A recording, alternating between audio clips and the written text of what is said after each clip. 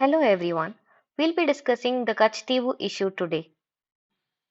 Chief Minister of Tamil Nadu, M.K. Stalin, wrote a letter to Prime Minister Narendra Modi asking him to take up key issues during the talks with Sri Lankan President Ranil Wickremesinghe on 21st July. Key issues are retrieving of Kachchtheevu Island, release of Indian fishermen, considering the aspiration of Tamil-speaking section in Sri Lanka.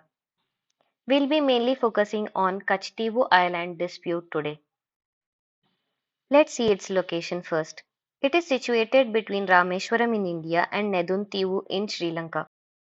It's a 285-acre small island originated from volcanic eruption in 14th century. This island has been traditionally used by fishermen of both India and Sri Lanka for centuries. The island has only one structure, that is St. Anthony Church, regularly visited by Tamil Nadu Christians. And an annual festival is held each year in this church. Before knowing its ownership controversy, let's know its history. In 17th century, it was part of Ramnad kingdom, which existed in Madurai district. After British rule, it became part of Madras Presidency and was administered by both India and Sri Lanka. It was administered by India till 1974 and was always disputed. Later, Kachchtheevu Island was ceded to Sri Lanka. In 1974 and 1976, four maritime agreements were signed between India and Sri Lanka in Gulf of Mannar and Park Strait water bodies. The agreement aimed at facilitation of resource management and law enforcement in Park Strait. Now Indian fishermen were allowed only to use island for resting, net drying and annual festival of St. Anthony. Even though Indian fishermen are not permitted to use island for fishing, they continue to trespass Sri Lankan water boundary, searching for a better catch in that area.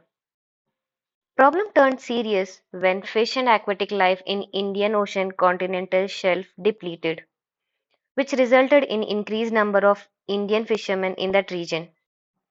They are also using modern day fishing trolleys which harm marine life and ecosystem, which is banned in Sri Lanka.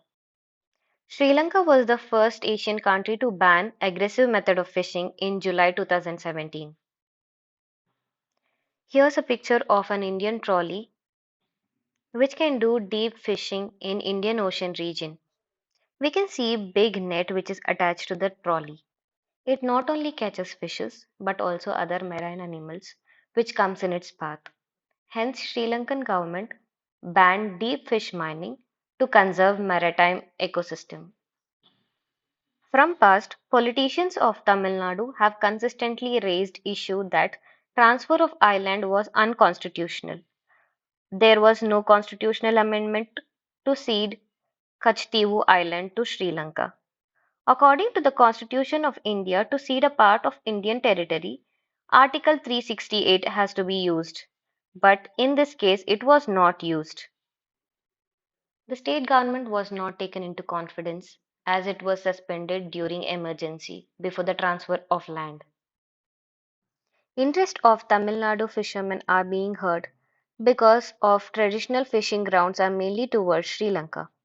Many fishermen are in the captive of Sri Lankan Navy who have crossed boundary. From 2020 to date, the Sri Lankan Navy has apprehended 619 Tamil Nadu fishermen and seized 83 fishing boats in 48 incidents. Such incidents often entail to loot materials, icebox, fish catches, GPS, fishing gear, battery, and engine. In 2023 alone, the Sri Lankan Navy arrested 74 fishermen, Chief Minister M.K. Stalin told. Centre had replied to the complaints raised by Tamil Nadu politicians with the following. Boundaries were demarcated in Gulf of Mannar and Bay of Bengal in two agreements signed between India and Sri Lanka in 1974 and 1976. Maritime agreements were placed in Parliament and came into effect following due process of ratification and exchange of instruments of ratification between two countries. Ireland is just 1 mile off the boundary, and there was no question of seceding or acquiring a territory, as it is included in boundary demarcation. In 1974 agreement, Indian fishermen could use the island for fishing, but in 1976, the exclusive zones of the two countries were properly demarcated. India and Sri Lanka will exercise sovereign rights over the living and non-living resources of their respective zones. That means no fisherman could use island. Resolutions for fishermen. Sri Lanka had suggested joint patrols and operation between the two countries to guarantee effective results on illegal fishing and trespassing. There is an immediate need to sign a protocol for joint patrolling. Government assistance to fishermen to find alternative livelihood to fishing in Park Bay and also alternative way for fishing practices.